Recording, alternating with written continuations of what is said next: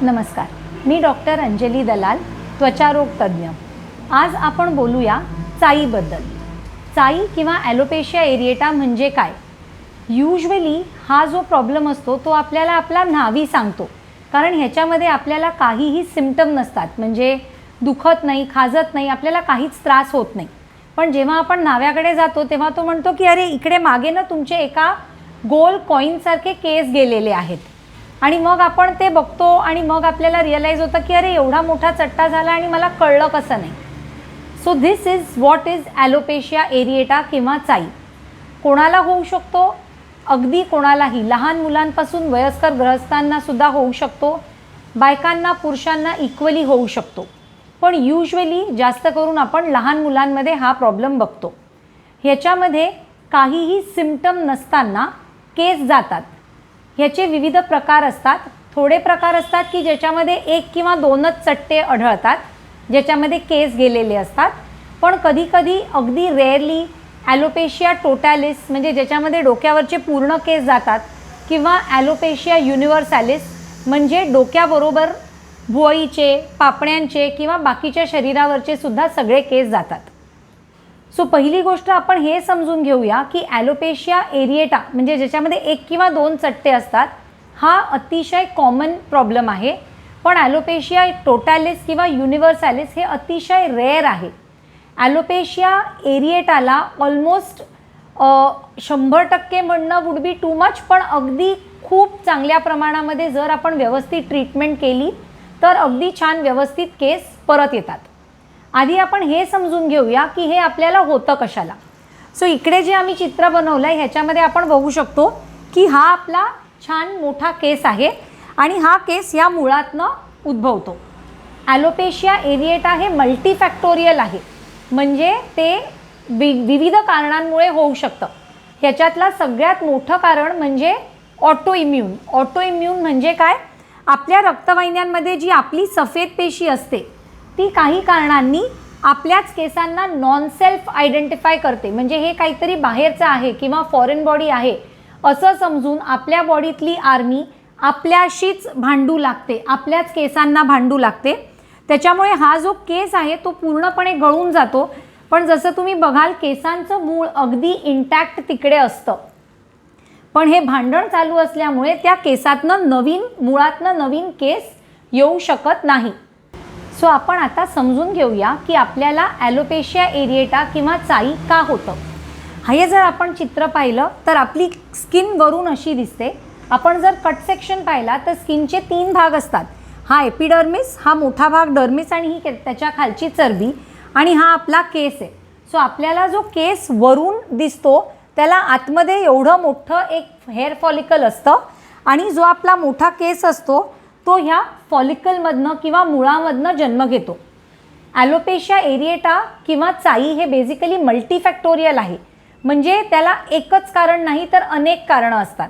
त्याच्यापैकी सगळ्यात इम्पॉर्टंट कारण म्हणजे ऑटो इम्युनिटी। ऑटो इम्युनिटी म्हणजे काय? जी माझ्या बॉडीची आर्मी आहे किंवा प्रतिकारशक्ती आहे ती काही कारणांनी ह्या केसाला नॉन सेल्फ किंवा फॉरेन बॉडी समजते, त्याच्यामुळे माझीच प्रतिकारशक्ती माझ्याच केसांशी भांडायला लागते। ह्या भांडणामुळे केस खालून सुटून जातो, केस गळून जातो, पण मूळ मात्र मागे राहतं। पण ह्या मुळातनं नवीन केस येऊ नाही शकत, कारण का? हे भांडण अजूनही चालू आहे। पण ऑटो इम्युनिटी एकच कारण नाही आहे, त्याच्या बरोबरीने जेनेटिक्स म्हणजे जर मला फॅमिली हिस्ट्री असली तर, किंवा सगळ्यात महत्त्वाचं कारण म्हणजे स्ट्रेस। स्ट्रेस म्हणजे कोणत्याही प्रकारचं फिजिकल, मेंटल किंवा इमोशनल टेन्शन जर असलं तर ह्याच्यामुळे बेसिकली आपली प्रतिकारशक्ती अपसेट होते आणि अशा प्रकारे आपल्या बॉडीमध्ये इट कॅन मॅनिफेस्ट। ॲलोपेशिया एरिएटा म्हणजे एरिया, एकाच एरियामध्ये हे होतं। यूजुअली 1 किंवा 2 नाण्या इतके चट्टे आढळतात। ह्याला ट्रीटमेंट काय? तर पहिली गोष्ट आपण हे समजून घेऊया, जेव्हा अगदी छोट्या मुलांमध्ये ॲलोपेशिया एरिएटा होतं तेव्हा very often it is self limited, म्हणजे कधीतरी असंही होऊ शकतं की अगदी छोटासा चट्टा असतो, त्याला आपण फक्त वॉचफुल ऑब्झर्वेशन म्हणजे फक्त आपण बघतो की ते वाढत नाही आहे, त्याच्यापासून दुसरा काही त्रास निर्माण होत नाही आहे। पण हे समजून घेतलं की ॲलोपेशिया एरिएटा हा बेसिकली एक ऑटोइम्यून आजार आहे। हे इसेन्शियली एक क्लिनिकल डायग्नोसिस आहे, म्हणजे बघूनच आपण हे सांगू शकतो की हे ॲलोपेशिया एरिएटा आहे. क्वचित ह्याच्याबरोबर थोडे बाकीचे पण ऑटोइम्यून डिझिजेस असोसिएटेड असू शकतात. त्याच्यामुळे जेव्हा आपल्याला एरिएटा असतं तेव्हा थोडी रक्ताच्या चाचण्या असतात ज्या आपण करून घेतो, थायरॉईड रूल आउट करायला, अनिमिया रूल आउट करायला. त्याच्याबरोबरीने जर काही मनामध्ये डाऊट असला तर क्वचित डॉक्टर तुम्हाला बायोप्सी म्हणजे एक छोटासा 3 मिलीमीटरचा चमडीचा तुकडा काढून तपासायला पाठवतात आणि आपण आपलं डायग्नोसिस त्याप्रमाणे कन्फर्म करू शकतो. एकदा आपलं डायग्नोसिस कन्फर्म झालं की मग आपण पुढे जातोय आता ट्रीटमेंटकडे.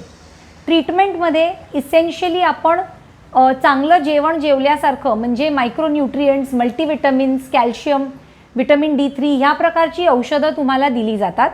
त्याच्याबरोबरीनेच लावायचं पण औषध असतं. लावायच्या औषधांमध्ये अशी औषधं असतात की ज्याच्यानी आपली तिकडची लोकल प्रतिकारशक्ती शांत होते किंवा थोडे सोल्युशन्स असतात की ज्याच्यानी जे छोटे केस आलेले ते जाड होऊ लागतात. जर ह्याच्यावरती आपलं बरं नाही झालं तर मग नेक्स्ट स्टेप असते ज्याला आपण म्हणतो इंजेक्शन. चमडीमध्येच एक इंजेक्शन दिलं जातं इकडे, जेणेकरून ही जी प्रतिकारशक्ती आपल्या केसांशी भांडती आहे त्याला आपण पूर्णपणे शांत करतो. एकदा भांडण थांबलं की इकडनं आपल्याला पुन्हा खूप छान नवीन केस येताना दिसतो. हे इंजेक्शन आपल्याला रफली 3 ते 4 आठवड्यातनं एकदा 3-4 वेळेला जर घेतलं तर युजली केसांची ग्रोथ पूर्ण छान आपल्याला कव्हर मिळून जातं. देखील आपल्याला यश आलं नाही तर मग आपल्याला वेगळ्या प्रकारच्या गोळ्या घ्याव्या लागतात ज्याच्याने आपली प्रतिकारशक्ती शांत होते. अगदी तुम्हाला खात्रीने मी सांगू शकते की ॲलोपेशिया एरिएटामध्ये वेळ थोडासा लागू शकतो.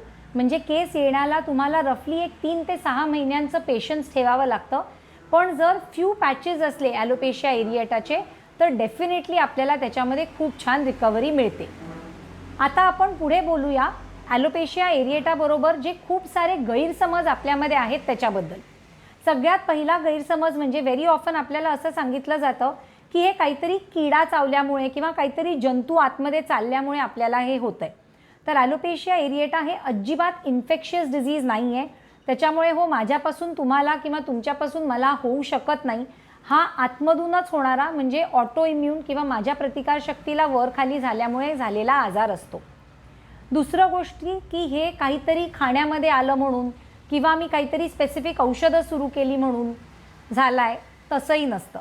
किंवा मी गावी गेलेले तिकडे पाणी बदललं ते मला सूट नाही झालं म्हणून तेही is almost not a possibility.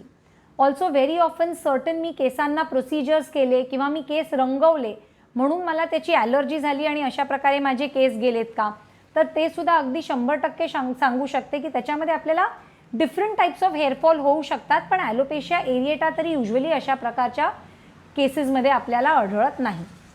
Now coming to the treatment. घरगुती उपायांमध्ये युजली सगळ्यात कॉमन जे केलं जातं ते आहे की कांद्याची पेस्ट किंवा लसणाची पेस्ट लावली जाते. हे ॲक्च्युली एक इरिटंटसारखं काम करतं. थोड्या लोकांना ह्याच्याने यश येऊ शकतं. पण जर का जे मी लावतीये ते जास्त इरिटंट झालं आणि ते फक्त सरफेसवरती न इरिटेट करता आतमध्ये इकडे पूर्ण जर केसांच्या मुळापर्यंत त्यांनी इरिटेट केलं तर जिकडे मला केस यायची खूप छान शक्यता होती तिकडे मी काहीतरी लावल्यामुळे ती जागा जळून गेल्यासारखी होते. It becomes like a scar tissue आणि मग आपण त्याच्यामध्ये पुन्हा केस यायचे चान्सेस खूप कमी होऊन जातात. सो आपण अशा प्रकारचे घरगुती उपाय न ट्राय करता जर पहिल्या दमातच डॉक्टरांशी संपर्क साधला तर त्या जागेवरती आपल्याला केस येण्याचे लवकरात लवकर केस येण्याची शक्यता खूप जास्त वाढते.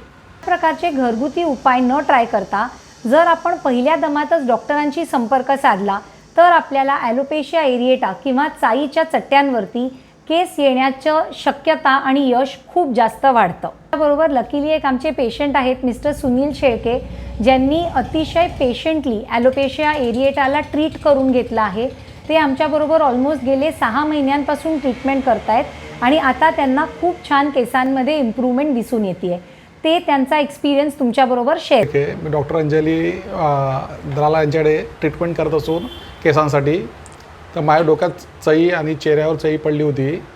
तर त्यांनी औषधोपचार चालू केले. प्रथम इंजेक्शन वगैरे देऊन नंतर औषधं दिली.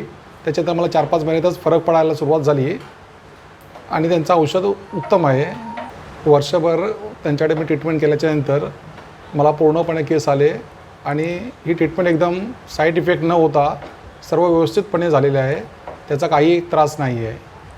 तर माझ्यासारख्या अनेक गरजू लोकांनी त्याचा नक्की फायदा घ्यावा. तुम्ही पाहिलं यांच्या केसमध्ये आम्ही आधी मल्टीविटमिन्स किंवा टॉनिकसारख्या औषधांनी आणि लावायच्या औषधांनी सुरुवात केली पहिले 2-3 महिने. त्याच्यानंतर तेवढेचं रिस्पॉन्स न आल्यामुळे इंजेक्शन्सची ट्रीटमेंट सुरू केली. तीसुद्धा महिन्यातनं एकदा 2दा 3दा केल्यानंतरही जेव्हा असं वाटलं की एखादा नवीन चट्टा येतोय तेव्हा त्यांना त्याहूनही थोडीशी वेगळ्या प्रकारची औषधं सुरू केली गेली, ज्याच्या आधी आम्ही थोडे त्यांचे ब्लड टेस्ट करून घेतले. आणि आता ती औषधं सुरू केल्यानंतर within I think 1.5 to 2 months time त्यांना near about 90 to 95% hair regrowth आलेली आहे. स्कॅल्पमध्ये ऑलमोस्ट 100% म्हणू शकतो, पण बियर्ड एरियामध्ये एक 90 to 95% त्यांना हेअर इम्प्रूव्हमेंट मिळालेली आहे. सो आय होप की ह्या व्हिडिओनी मी चाईबद्दल किंवा ॲलोपेशिया एरिएटाबद्दल आपल्या मनात जे काही प्रश्न किंवा गैरसमजुती असतात त्याची उत्तरं मी दिली आहेत. थँक्यू.